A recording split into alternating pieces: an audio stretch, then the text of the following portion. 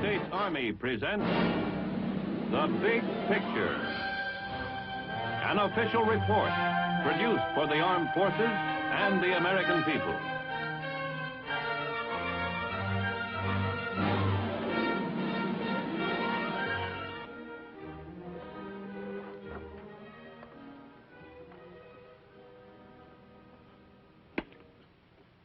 One of the finest tributes to the military stature of any country may be indicated by the number and variety of published works on its military history.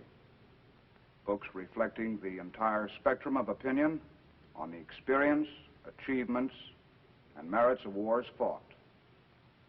Our country has been fortunate to have produced so many capable military critics and historians to chronicle every major action of every major war we have engaged in. The Korean War has been no exception. Many volumes have been written about this ideological conflict. Many more will be written, to be sure. I'm Sergeant Stuart Queen, your host for The Big Picture. In two previous Big Picture issues, we presented the Korean War from its start in the summer of 1950 through Thanksgiving Day of that year. In this issue, we will present the final chapter of the Korean War. These two books contain some penetrating thoughts about the Korean War. They were written by a distinguished citizen soldier, Brigadier General S.L.A. Marshall. In these books and in other documents he has written, General Marshall recorded the Korean War as he saw and analyzed the conflict. In 1951, the Department of the Army sent General Marshall to Korea, the third major conflict in which he served as an Army officer. The result of his experiences in Korea and his long and valuable experience with our military establishment make him eminently qualified to comment on the Korean War. And now, The Big Picture presents this distinguished citizen soldier, Brigadier General S.L.A. Marshall. General Marshall? Sergeant Queen.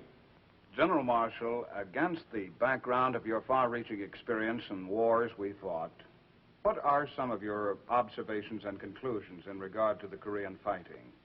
Basically, the tactics of the Korean War taught us a lot about mountain fighting, defense against night attacks, and the like, but the fighting was essentially the same as World War II. That is, the battles were won by the infantry with the usual support from the other arms and services. But in one sense, the Korean War was different. In what respect, sir? Well, it was a total ideological war. That is to say, communist North Korea, governed and supported by the communist world, estimated that South Korea was ripe for the taking. In an ideological sense, the opportunity could not be overlooked to seize the territory and to extend communism over more of Asia. Obviously, the communist world planned to benefit from the quick victory in South Korea at our expense. Does this in any way explain the entry of the Chinese communists into the Korean War? In part, yes.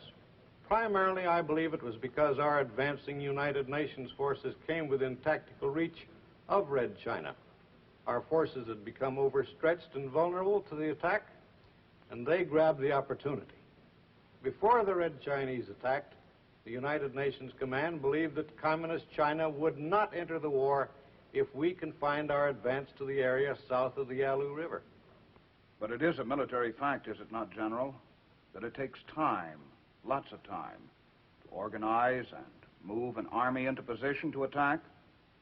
How did the Chinese communists do this without revealing their plans to us? Give them their due. They are masters of concealment and deception. It took them 60 to 90 days to organize their so-called volunteer army, and it required another 2 weeks or more to move the army into a position to attack. Before the Red Chinese sprung the trap, they had moved 80,000 troops across the Yalu and into positions deep into North Korea. There was a total of 120,000 Chinese communist troops ready when they attacked, and all of this accomplished without the United Nations Command realizing the intent of Red China. Deception or not, General, how did the Chinese communists keep our air reconnaissance from spotting the large concentrations of troops, vehicles, and equipment moving into North Korea? Before they entered the war full length, the Chinese forces moved only at night. During the daylight hours, they packed themselves into whatever buildings, houses, and huts they could find. They were jammed in like sardines. Their vehicles and equipment were camouflaged expertly. They were not highly mobile, however. They advanced at the marching pace of a man. But their columns stayed concealed in day, and the few who walked abroad made expert use of shadows to foil air reconnaissance. It is at this point, General Marshall, that we're going to present the photographic record of the Korean War, starting with the 8th Army's offensive the day after Thanksgiving in 1950. An operation beginning with high hopes, but one which was quickly changed in its tactical complexion. 8th Army's end-of-the-war offensive was launched the day after Thanksgiving in 1950. It started out smoothly, but by nightfall of the second day, the UN was facing a new enemy in Korea, and a new war had begun. The Chinese rolled swiftly southward, splitting the Allied line and cutting off Marine and 7th Division troops in the east near the Chosin Reservoir.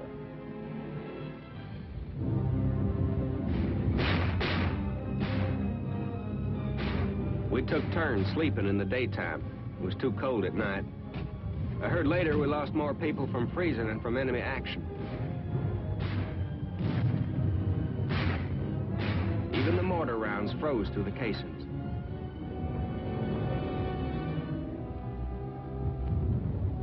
The Chinese had an awful lot of people between us and the beach, but the harbor at Hung Nam was our only way out.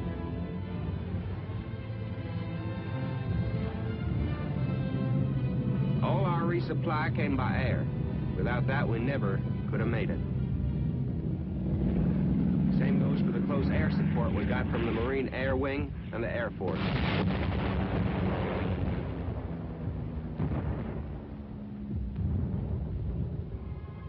They fought their way toward the sea through an enemy force which outnumbered them 5 to 1. Pausing only to evacuate wounded by air from Hagaru, they pushed on, reaching safety on December 10th. They found Hungnam a busy town.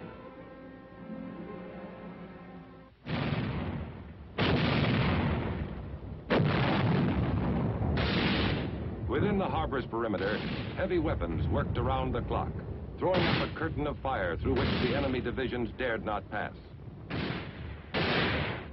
Behind the guns, a near miracle of planning, organization, and teamwork was taking place. A massive amphibious landing in reverse.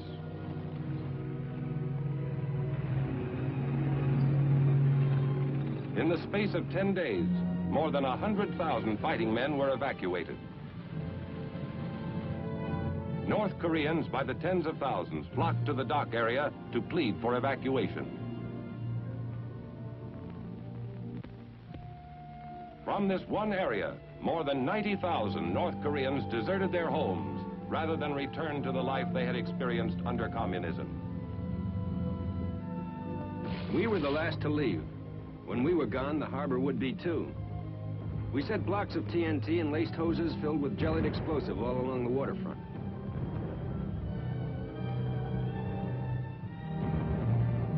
When we left, the harbor was one big ticking time bomb.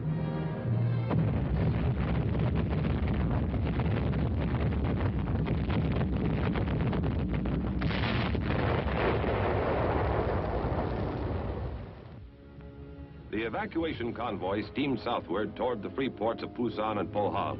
Their troops would reland, regroup, and move back to engage the enemy. The military withdrawal by land was orderly as the rest of the 8th Army pulled back once again across the 38th parallel.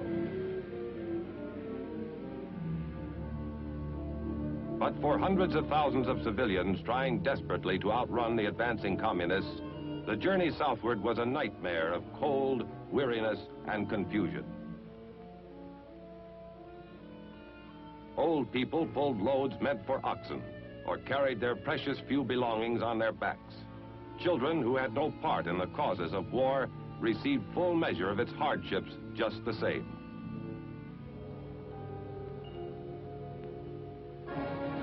On December 27th, General Ridgway arrived to replace General Walker, killed in a tragic Jeep accident. He was just in time for the enemy's New Year's Eve offensive.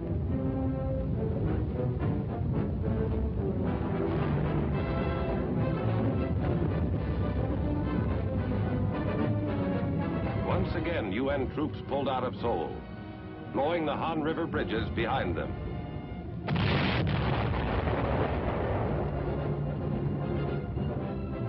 Incheon, like Hungnam, was evacuated by sea. Here, too, we took pains to leave nothing behind which the enemy could use.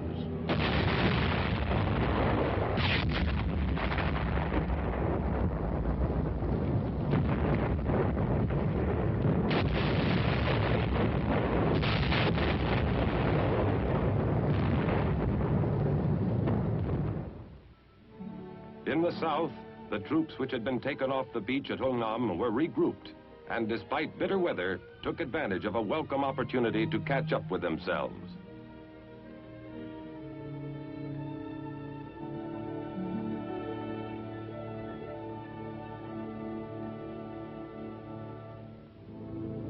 By mid-January, the enemy offensive had bogged down. Using fire-hardened troops, Ridgway launched a series of short, high-powered thrusts called Operation Killer.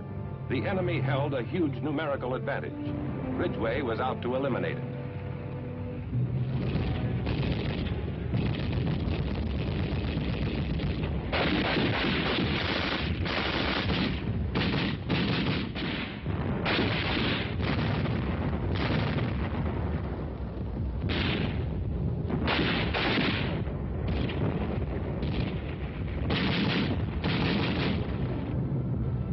Assault units moved up, expecting to meet great strength.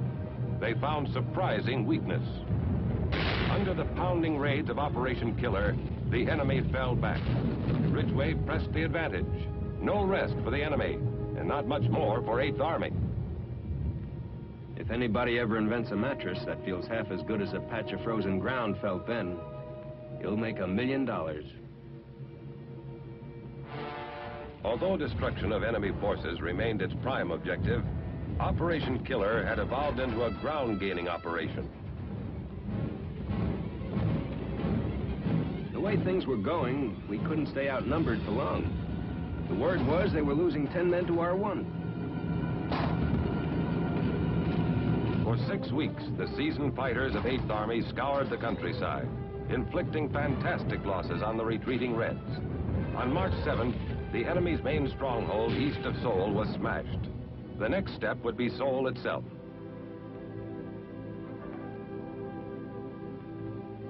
On March 15th, Korean troops entered the city. They found a few old people and children. The communists had fled. Across the full width of the peninsula, the enemy was retreating. Figure this one out. We're chasing them, and they're leaving surrender posters behind for us. In April, General James Van Fleet arrived to take over the 8th Army. A canny tactician, he replaced General Ridgway, who had been appointed Supreme Commander when General MacArthur returned to the United States. Within a week of Big Jim's arrival, he was fighting off the communist spring offensive. All available UN forces were needed to slow the enemy's human wave tactics.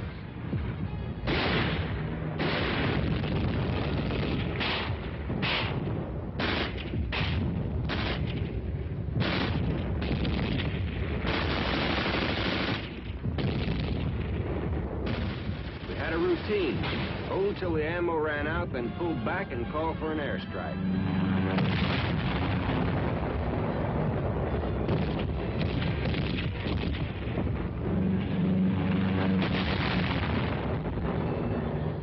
When foul weather grounded the Air Force, units north of Seoul were forced back across the Imjin River.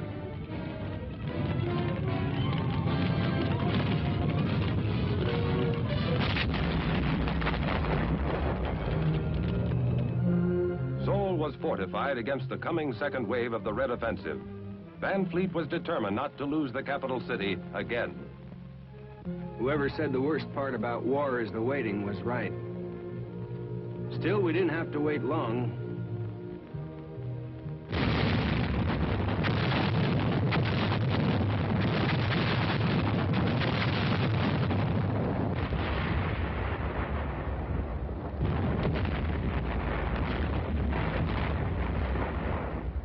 Every road, every valley approach had been zeroed in beforehand. The enemy lost thousands of men breaking through the curtain of fire, then faltered and lost his advantage. As the enemy turned once again to retreat northward, Van Fleet followed with mobile firepower.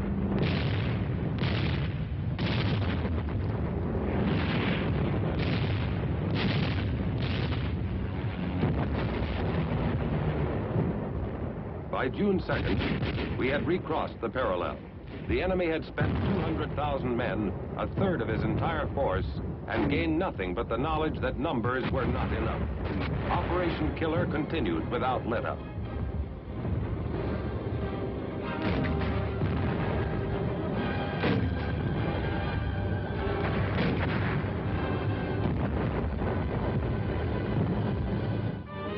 Within a month, truce feelers materialized into the first meetings at the red-held city of Khe Sanh. World peace hopes soared. The chief UN negotiator was Vice Admiral Turner Joy. His opposite number, North Korea's chain-smoking General Nam Il. Pessimistic correspondents predicted the talks would drag on for as long as 6 weeks. With the opening of truce negotiations, the line became stabilized. With minor fluctuations, it would remain much the same until the ceasefire. New battle techniques were developed.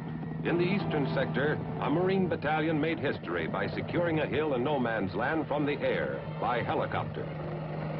The first wave landed a shore party which would clear the small landing area needed.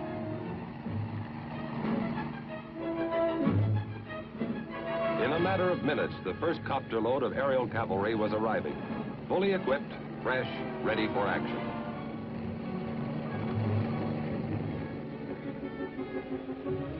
By using copters, the Marines secured commanding high ground within enemy territory without having to fight their way to it.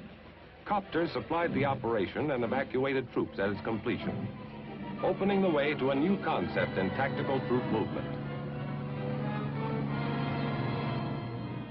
In Khe Sanh, the truce talks were already bogging down, deadlocked over the issue of a ceasefire line. We didn't like the setup in Khe Sanh.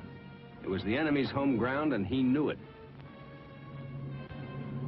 Nam Il used the talks as a propaganda loudspeaker. The so-called neutral area was crawling with armed red soldiers. We broke off the talks. Air Force Sabre jets ruled the skies. At this point in the fighting, the UN had lost less than 80 aircraft. Verified kills on communist planes numbered 510. On the sea, as in the air, United Nations firepower went virtually unchallenged.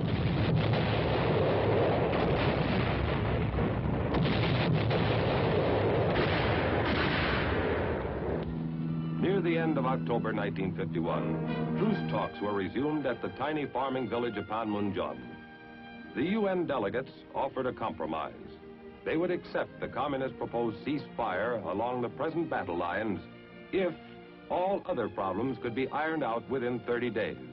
If not, all bets were off. The war virtually stopped, except for the constant booming of artillery.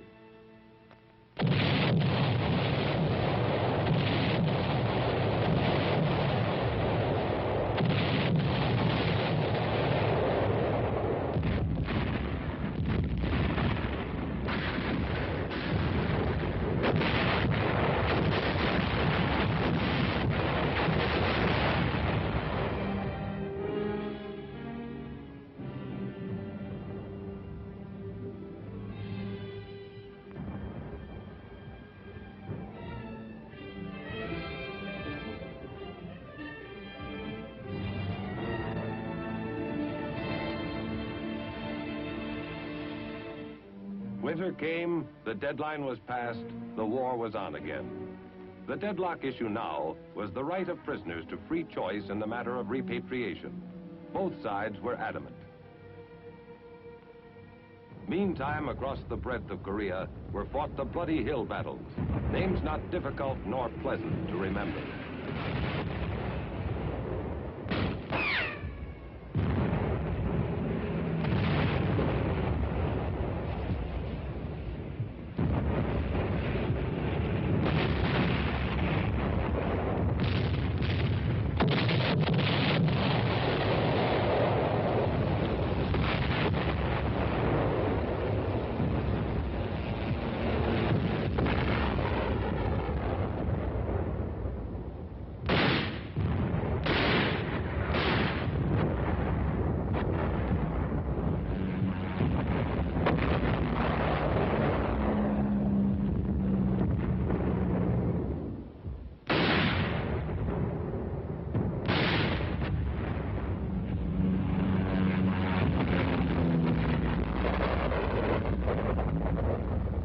The big break came in April 1953 with little switch.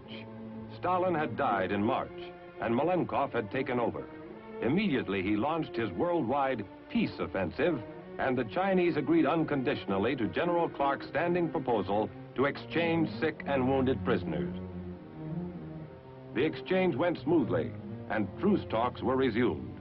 Encouraged, the world listened for news of the final signing that would mean ceasefire in Korea.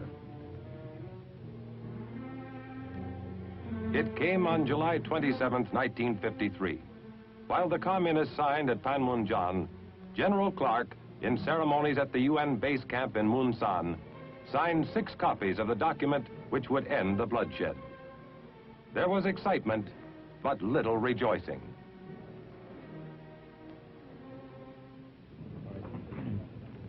We have stopped the shooting. That means much to the fighting men and their families. And it will allow some of the grievous wounds of Korea to heal. Therefore, I am thankful. The task now is to put the ceasefire agreement into full effect and get down to working out an enduring settlement of the Korean problem. I cannot find it in me to exult in this hour. Rather, it is a time for prayer, that we may succeed in our difficult endeavor to turn this armistice to the advantage of mankind.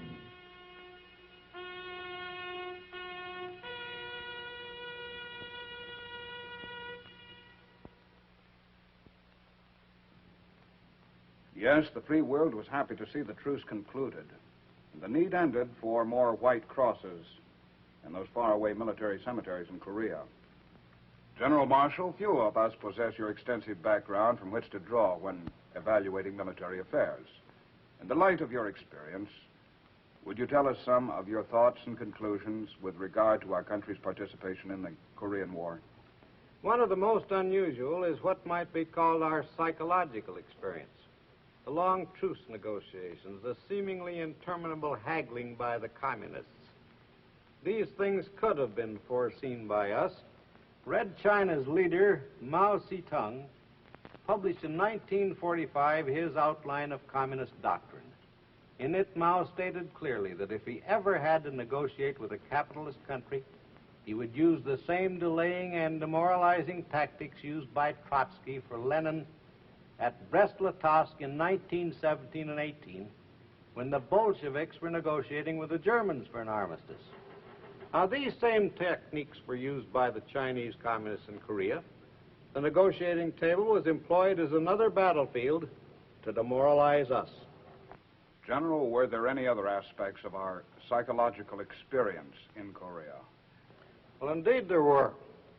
The American troops were the best fighting men the United States has ever delivered to a battlefield. And they fought better than any troops before them. But they had no training in the ideological aspects of war. And so when American troops were captured, they were not prepared for the psychological warfare techniques of communist prison camps. We now know that they don't observe a civilized code and will resort to anything to break a prisoner of war. As a result of this experience, We have taken positive steps to correct this area of training the American soldier. The relatively new Code of Conduct for the Armed Forces is one of the results, is it not, General? Yes, a direct result of the Korean War. And we all know how important that code is today. And now, General, what are some of your other conclusions with regard to the war in Korea? One other point. We learned again in Korea that a trained reserve and ready National Guard are essential to our scheme for survival. I saw hundreds of reservists flown in and fitted into broken units.